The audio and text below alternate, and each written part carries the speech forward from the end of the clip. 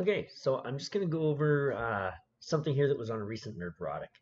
I just want to make a few comments on it. And to be clear, I like Nerdrotic. I watch almost all of his videos, and I think he's got a lot of good takes. I really enjoy his stuff. I like him a lot.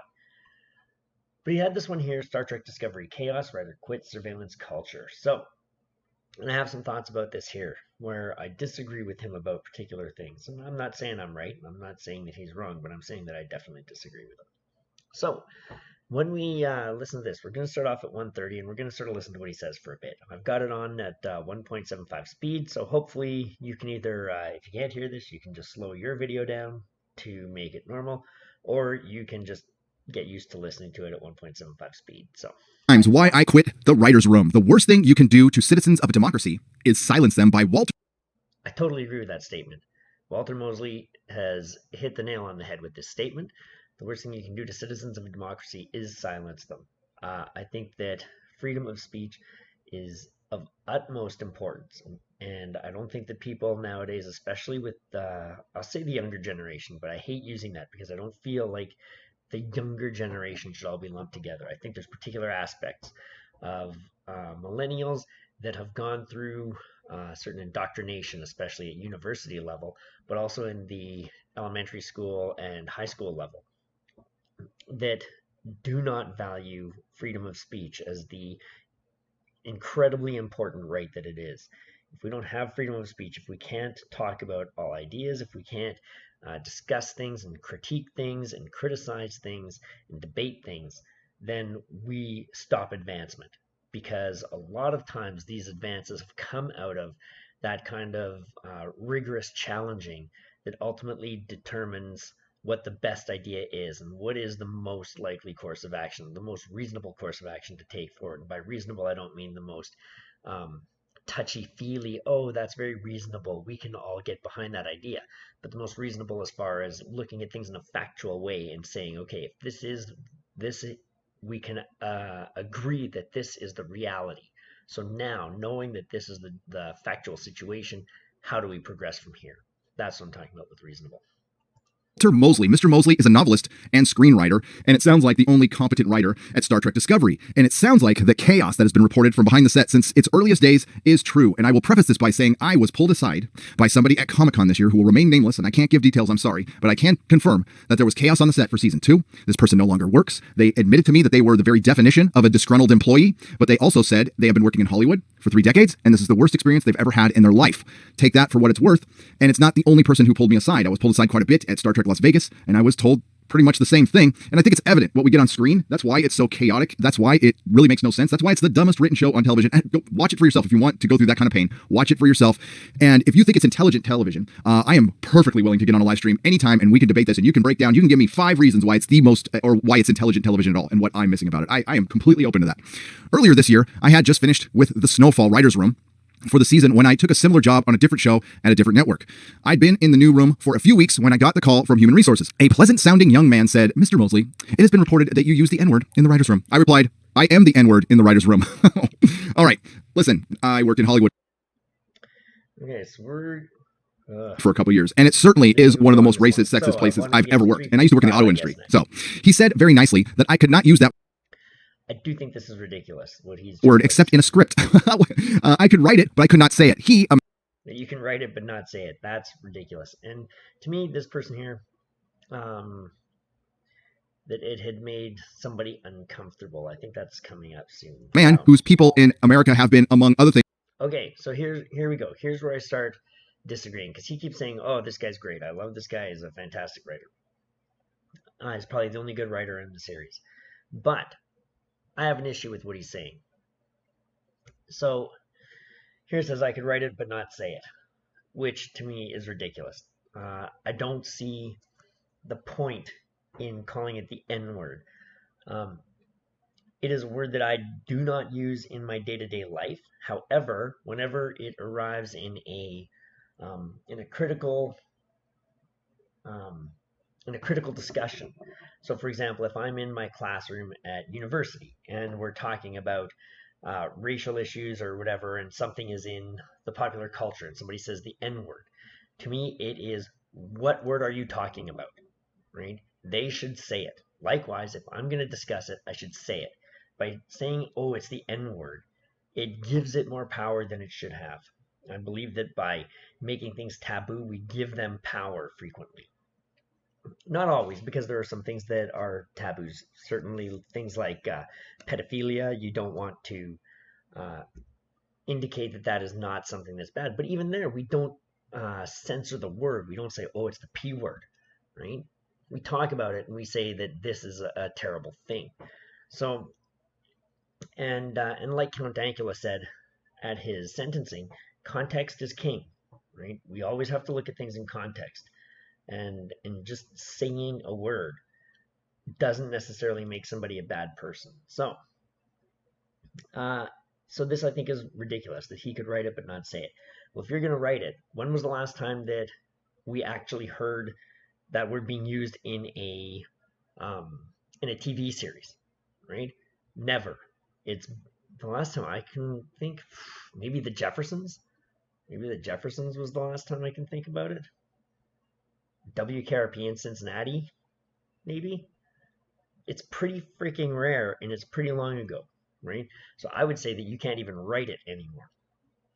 Unless it's in a movie, let's say, or something on like HBO or whatever, where we're specifically trying to push boundaries. But I can no longer use that. Now, here's the part that I have. A man whose people in America have been, among other things, slandered by many words. Okay, this could go for any people in America. So this to me shows that he does adhere to some of the intersectional philosophy, which is a philosophy that I completely disagree with. I think the idea of intersectionality is racist by its nature, right?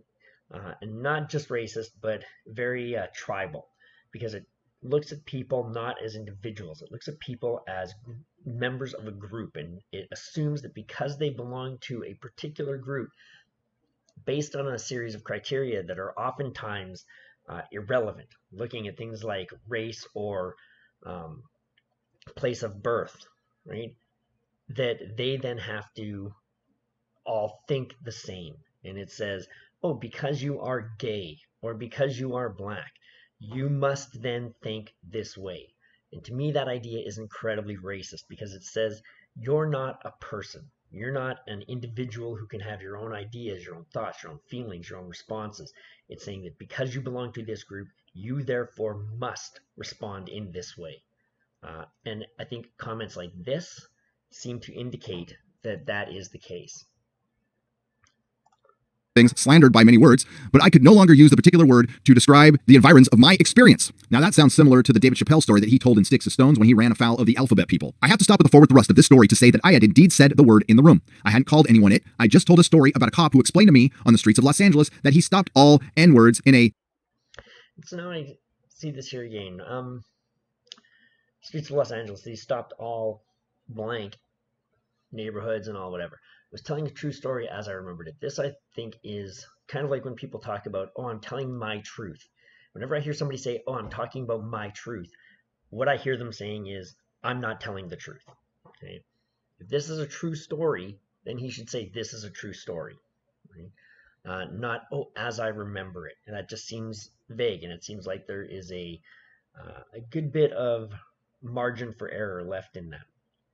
This person said that the use of the word made them uncomfortable. Somebody contacted HR, said they were uncomfortable. That person is a pussy. That person needs to man up and just freaking deal with it. There's a lot of things that make people uncomfortable. You don't have to call HR to deal with it. And I think, again, this is sort of going off for a second, but I think HR departments are the bane of the working world right now. I think all they are is just places for whiners and complainers to go and say, oh, somebody hurt my feelings or somebody made me feel uncomfortable. Sorry, I don't care. You're supposed to be an adult. Just deal with it. If you've got a problem with this writer here, if he says something that bothers you and makes you feel uncomfortable, just say, hey, dude, like, that makes me feel uncomfortable. Please don't use that word in my presence. You know what? I'm guessing that Walter Mosley here would probably say, hey, man, no problem. I'll watch my language. Because he doesn't seem like a jerk. I disagree with some of his sort of philosophy that I'm getting from what he says, but he doesn't seem like he's a jerk. So here you go. So I couldn't use a word in common parlance even to express an experience I lived through. Neighborhood and all P's in an N neighborhood because they were usually up to no good. I was telling a true story as I remembered it. Someone in the room, I have no idea who, called HR and said that my use of the word made them uncomfortable. And the HR representative called to inform me 552.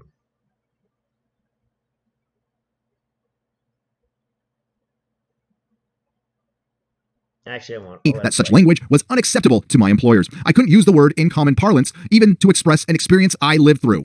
No, you can't say it. And this guy is obviously old school and he's a black man, but you just can't say it anywhere. There I was, a black man in America who shares with millions of others the history of racism. Okay, so here we go. So we're going to talk about this now. Who shares with millions of others the history of racism, more often than not treated as subhuman.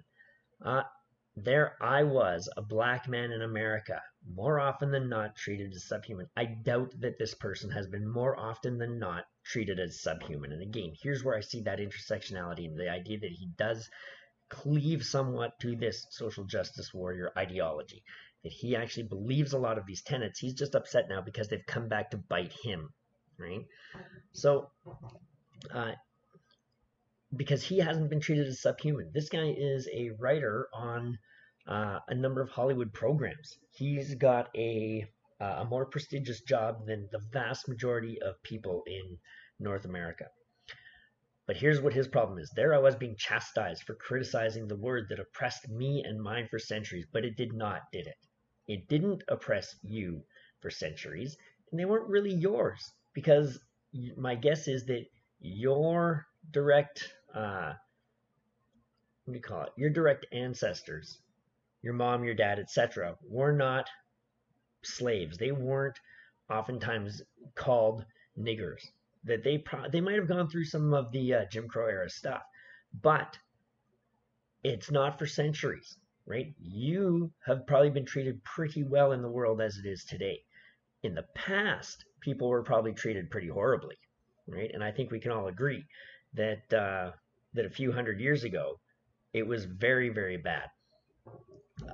But as far as I know, the word is in the dictionary. That is correct. It's a legitimate word. Like it or not, it's a legitimate word. As far as I know, the Constitution and the Declaration of Independence assure me of both the freedom of speech and the pursuit of happiness. This is correct, and you have pursued both, and it seems like you have actually attained a pretty good level of that.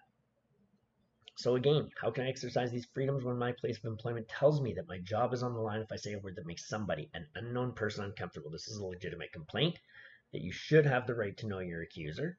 But also, how can I exercise these when that my job is on the line if I say a word that makes somebody uncomfortable? He's not complaining because he has seen this happen to dozens and hundreds and thousands of people in the past. He's complaining now because it's affecting him, right? And there is the problem.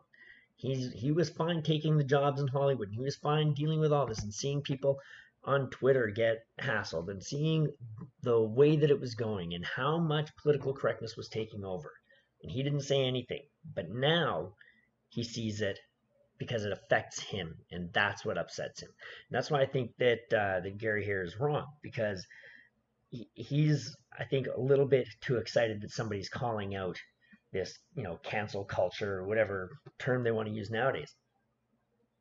But it's not about that. It's about that it's affected him. It's like the issue with the transgender sprinter girl who filed the complaint, and I remember reading that, and maybe I'll do a video on that as well. But she effectively said, look, I don't have any problem with these people feeling like they want to be treated or like they want to live like women, but and they're free to do that. But when they're coming in and beating me at my sport, right, I now can't compete and I can't get the scholarships, right? They can go and do that in something else, but here it's affecting me and my ability to get a scholarship. And my issue with that, again, is she's not saying this is wrong because it's wrong. She's saying this is wrong because it affects me. And she even said in one of the articles that I read, they can go and do it wherever else. So they're glad to see it go and happen to somebody else, and somebody else gets screwed, right? And here I see the same thing. I see that he's fine with it affecting other people, but once it affects him, then it becomes a problem. And that I see as the big issue, right? So I think Nerdrotic here is a little bit off base. Again, he's free to his opinion. He may think this guy's fantastic, and I'm not saying that he's necessarily wrong in that. But I think that people are getting a little bit too excited because this guy is lashing out. But I think he's lashing out because it's affecting him, not because he has a fundamental problem with the ideology behind what is going on and affecting Mosley's Mosley's work. So that's my thoughts, for whatever they're worth.